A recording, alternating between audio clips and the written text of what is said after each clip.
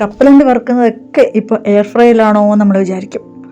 എന്തായാലും കുറച്ച് പച്ചക്കപ്പലണ്ടി കിട്ടിയപ്പം ഇപ്പോൾ ട്രെൻഡിങ് ആയിട്ട് നിൽക്കുന്ന സംഭവം എന്ന് പറഞ്ഞാൽ എയർ ഫ്രയറാണ്. എല്ലാവരും എയർ ഫ്രയറിലാണ് പല പാചകങ്ങളും പരീക്ഷണങ്ങളും. അപ്പം നമ്മളും വിചാരിച്ചു എന്നാ വെച്ചാൽ കപ്പലണ്ടി വറുത്ത് നോക്കാം എന്ന് വിചാരിച്ചു. അപ്പോൾ ഇതിൻ്റെ മെയിൻ ആൾ ഇച്ചുവാണ് പല പല പാചകങ്ങളും കേക്കും പിസയും പല പല ഐറ്റം അവൾ അതിനകത്താണ് പരീക്ഷിക്കുന്നത്. അപ്പം ഞാൻ പറഞ്ഞു എന്നാൽ നമുക്കിന്ന് കപ്പലണ്ടി തീ വറുത്ത് നോക്കാമെന്നൊക്കെ പറഞ്ഞപ്പോൾ അവൾ സെറ്റായി. ഇത് കുറച്ച് നേരം പ്രീഹീറ്റ് ചെയ്യണം. ഏത് സാധനം വെച്ചാലും കുറച്ച് നേരം പ്രീഹീറ്റ് ചെയ്തിട്ട്, ആദ്യമൊക്കെ നമുക്ക് അതിൻ്റെ ടൈമൊക്കെ അറിയത്തില്ലായിരുന്നു എങ്ങനെയാണ് എത്ര മിനിറ്റൊക്കെ വെക്കേണ്ടതെന്ന്. പിന്നെ ചെയ്ത് വന്നപ്പോഴത്തേക്ക് ഏകദേശം ഒരു ധാരണ കിട്ടി. ഇത് ഞങ്ങൾ 22 മിനിറ്റാണ് സെറ്റ് ചെയ്തത്. 200 ഡിഗ്രി സെൽഷ്യസിൽ സെറ്റ് ചെയ്ത് വെച്ചു. അപ്പോൾ അതിങ്ങനെ അങ്ങനെ സമയം എടുത്തപ്പോഴത്തേക്ക് ഇതിങ്ങനെ മൊരിഞ്ഞ്, അപ്പോൾ അത് കാണാൻ പറ്റും കേട്ടോ. ഈ ഗ്ലാസ് ടോപ്പ് ആയതുകൊണ്ട് നമുക്കതിനെ കാണാൻ പറ്റും അകത്തിരിക്കുന്നത്.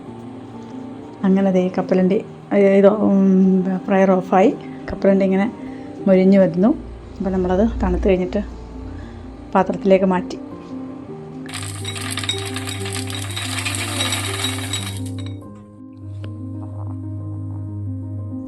നമ്മൾ 4 മണിക്ക് ചായയൊക്കെ വെച്ച് ഗ്ലാസ്സിലേക്ക് പകർത്തി കുടിക്കാനൊക്കെ സെറ്റാകുമ്പോഴത്തേക്കും ഈ എയർ ഫ്രയറിൽ വെച്ചിരിക്കുന്ന ഫുഡും റെഡിയാവും. അപ്പോൾ ഇന്ന് ഞങ്ങൾ കപ്പലണ്ടി വറുത്താണ് കഴിക്കുന്നത്. അപ്പോൾ ഇനിയും കൂടുതൽ ഡിഷസൊക്കെ ഇച്ചുവിൻ്റെ പരീക്ഷണങ്ങളിലൂടെയൊക്കെ നമുക്ക് വരാം.